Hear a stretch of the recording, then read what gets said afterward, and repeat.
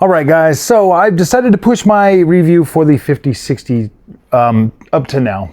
After you know, just reading the comment section and kind of seeing how things are going, looking at the views from the videos that I've already put out, it seems that the 5060 is just going to be another one of those pet projects that I wasted money on. And and that sucks because I don't like wasting money, and that's pretty much what it was. It was a waste of money. I was curious about it. I saw that window of opportunity where most of the other reviewers weren't going to be there to take a look at this right now. So that gave me an opportunity to get in there and put out some content and give you an idea about how I think about it. So to be clear, so that we're clear, when I bought this GPU, I went into this GPU thinking that 8 gigabytes is going to be very bad. That was my assumption. So while I was waiting for the GPU to show up, I'd ordered it. It took 2 days to get to me. So while I ordered it and I started thinking about things, and I'm like, well, what if I test this on high settings, you know, instead of going right to ultra and doing what everybody else does? What if I test it with those settings? And what if I use the features like DLSS? What if I use, you know, multi-frame generation? You know, I just wanted to see how those technologies were going to affect this card. And to make a long story short, when I have had this little thing with Nvidia, and it's kind of the way that the experience has been for me.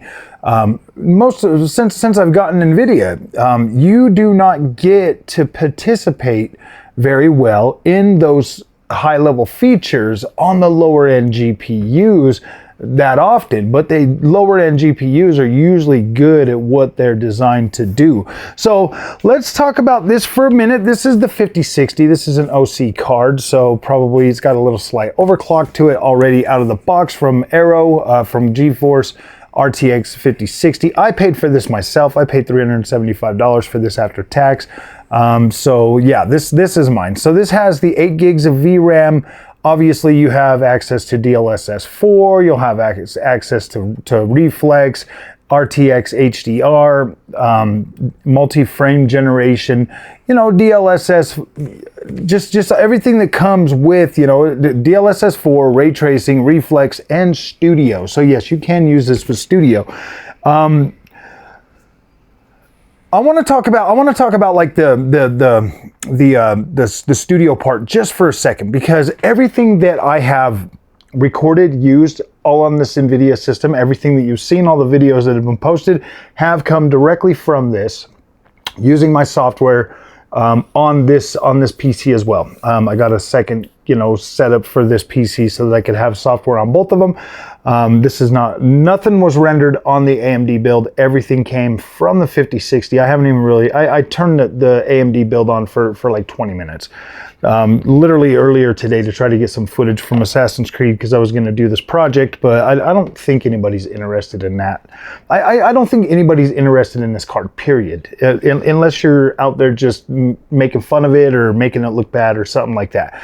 That's the only content that people seem to want for that, and I just can't bring myself to just do that type of content anymore, because I feel like we're getting to a point where a lot of these companies are going to start looking at YouTubers as just scum, and they're not worth their time. I really do feel like it just gives like honest reviewers a bad name. Like it's pretty soon it's going to get to a point where companies don't even want to associate with the YouTubers because it's just clickbait rage and nonsense that's out there. So I feel like, so all of the studio, all of the editing and stuff here has been done on this GPU, on this setup. So everything's come out pretty good. I mean, you guys saw the rapid the rapid uploads of the videos I was able to do over the last couple of days. I've been able to put out a lot of those.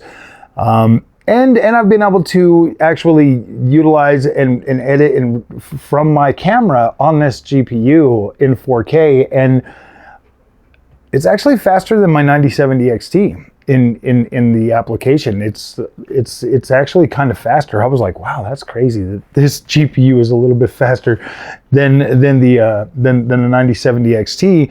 5070 is actually, the 5070 Ti is actually even faster than that. So I was like, wow. So that was one good thing about this, you know, obviously being able to edit faster on my editing software. That was pretty cool. This did come in handy for that. It sped things up pretty good. I was able to put out like 10 videos yesterday, so that was absolutely incredible having that, to be able to do that.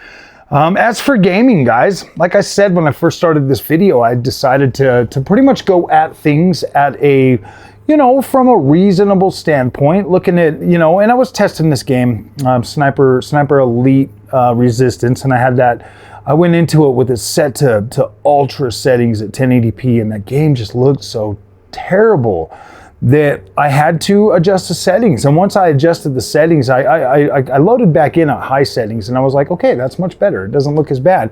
And so I do honestly feel like we are at a point where we're kind of throwing away performance and stuff like that. And with the 60 series being one of the highest sold GPUs out there, I feel like the 5060 is going to fit right in there. Like, people are going to buy this GPU, they are going to be able to turn on the features that everybody seems to want to ignore.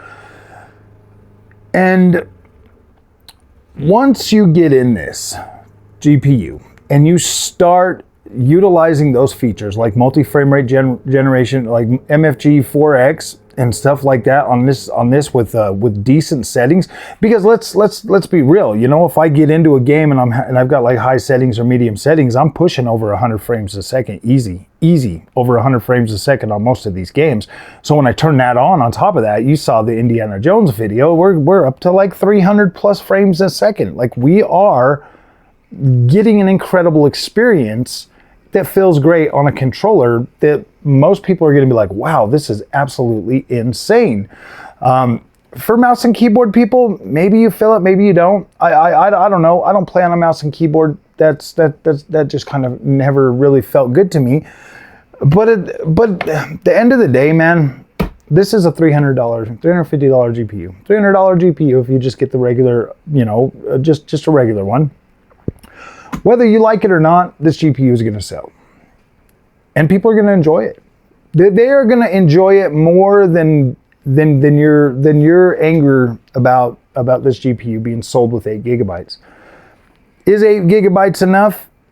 It's working for me just fine. I just set my settings to high or medium, or, you know, a lower setting on some games like Indiana Jones, just setting them to low. You guys don't understand, man. Like, low settings on some of these games like Indiana Jones or Doom or some of these other games are like equivalent to like higher ultra settings from like previous generations. They still look damn good. And so I don't think that I don't think the other reviewers, or I don't think reviewers are interested in giving you the honest information anymore. I think that is more, everybody's more concerned with, you know, just trying to get their point across or be first to be heard or whatever. And it sucks. It sucks. This GPU is going to sell, whether they like it or not. And it's going to sell a lot. And people are going to enjoy it. They're going to buy it. They're going to tell their friends. Their friends are going to buy it. Their friends are going to love it.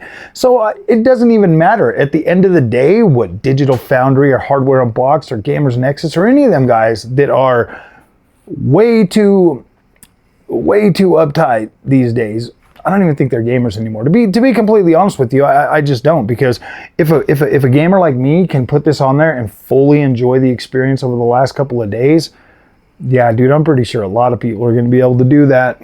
A lot of people are going to be able to enjoy this GPU, and that's just the thing. This thing's going to sell. Nvidia is like, they're just going to print. They are going to print money with this GPU. Whether you like it, whether I like it, whether anybody likes it, because this right here. Did I mention how stable it was? Like, this game, like this thing has felt pretty damn stable the whole time I've been using it. Maybe that's just because I've been using lower settings. I don't know, but the experience has been absolutely freaking phenomenal. Like, literally blowing my mind that it's that good. What do I have to gain by lying to you? And what do I have to, you know, yeah, it's just crazy, guys. So instead of like going crazy on this GPU and trying to pretend it's the worst thing ever, I just as soon stop covering it, you know, throw it back in the box and sell it to somebody that will enjoy it. And yeah, not buy freaking low-end cards anymore, because clearly nobody wants the information about them. And yeah, nobody wants the information about these cards. They just want to bash them. They don't care. The views aren't even anywhere close to being high enough for me to justify continuing to make the content that I'm making for it, because that technically is just costing me money, because I'm not being able to make the content that I would normally make that would, you know, I mean, we're not even the community's not even growing over this card. It will in about 6 months. In about 6 months, this card will absolutely do very, very well. People will care about it then. But right now, at launch, nobody cares about it, dude. You just gotta wait, gotta get out of the way of the big guys, let them make their money on their little hate content.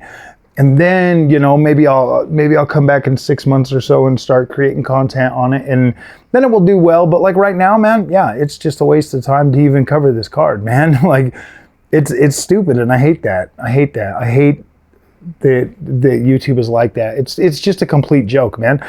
I literally do not believe any of the other content creators, any one of them, even Digital Foundry. I watched his review today and I laughed at him the whole damn time. I was like, gosh damn, you are the silliest, sappiest, freaking straight money sucker from Nvidia I've ever seen. Oh, we didn't get a preview. I'm like, dude, you've done so many previews on DLSS and everything else, and now all of a sudden you're going to tell Nvidia, no, you're not going to do one?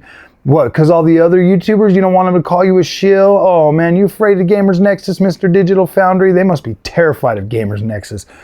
Damn, dude. Ooh. Yeah. It's just, it's literally a joke at this point to cover GPUs and stuff. Like it really is legitimately a joke. Nobody's ever happy. Everybody complains about everything.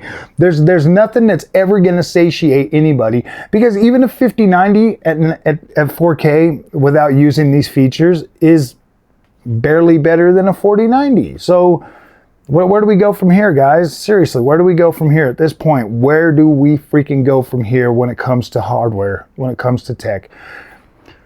If you use the features on this card, it's going to blow your mind, and it's going to absolutely blow the 3060 out of the water, the 4060 out of the water. It literally absolutely decapitates those cards when you're using multi-frame rate generation, bro, and it doesn't feel like shit. So whatever everybody's out there telling you, try it yourself. Here's the thing, try it yourself and then come back here and talk to me. Okay? Try it yourself, because I have no reason to lie to you. Like, I don't even care. Like, at the end of the day,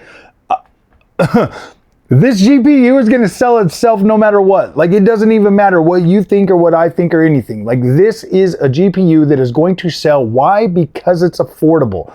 And there are gamers out there that have other interests that they would much rather take care of and do than waste all their money on a GPU. And you know what? You know what? Everybody that buys this GPU and uses multi-frame generation 4X or DLSS is going to be absolutely happy. Unless they're trying to play this thing on a 1440p or 4K. Like 4K was just out of the question. 128-bit bus on a 4K is just not usable. It's not usable. I don't care if you can do it every once in a while. It's not freaking usable. 1440p is pushing the line. Like, I've tried some, but I do not think I would be trying to try. Like, that's just stupid, man. This is a 1080p GPU. 1080p. If you play this on 1440p or higher, do it at your own risk. Don't come to the comments section crying because your GPU doesn't work. Because I tried to play it on 1440p and it didn't work. It's a 1080p GPU. It's got a 128-bit bus. That there is what it's for, 1080p. Like, this is a powerhouse at 1080p. Do not run it at 1440p or 4K. Yes, I understand that you can run it at 1440p, but it is not worth it in the end, because you are going to run into problems because you're not going to adjust your settings correctly, and you are going to be very unhappy. Very unhappy. This is a 1080p GPU. My recommendation is only for 1080p. Do not try to stretch this card any further. And the same kind of goes for the new 98 or the new 9060. Okay, 128-bit bus.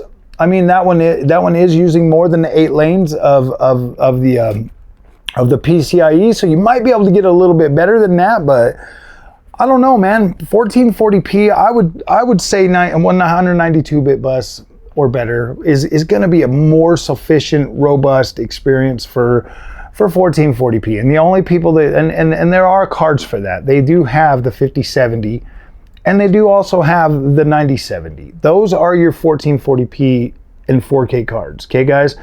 Those cards are much better for that. They're much better suited for 1440p. All of these 128-bit bus cards, man, they are 1080p cards, and buying them and trying to play them on 4K or 1440p, that's why the PC community is so broken right now. It's so broken because nobody is buying the proper hardware. They're all buying the cheapest shit they can buy, trying to go as high as they can go.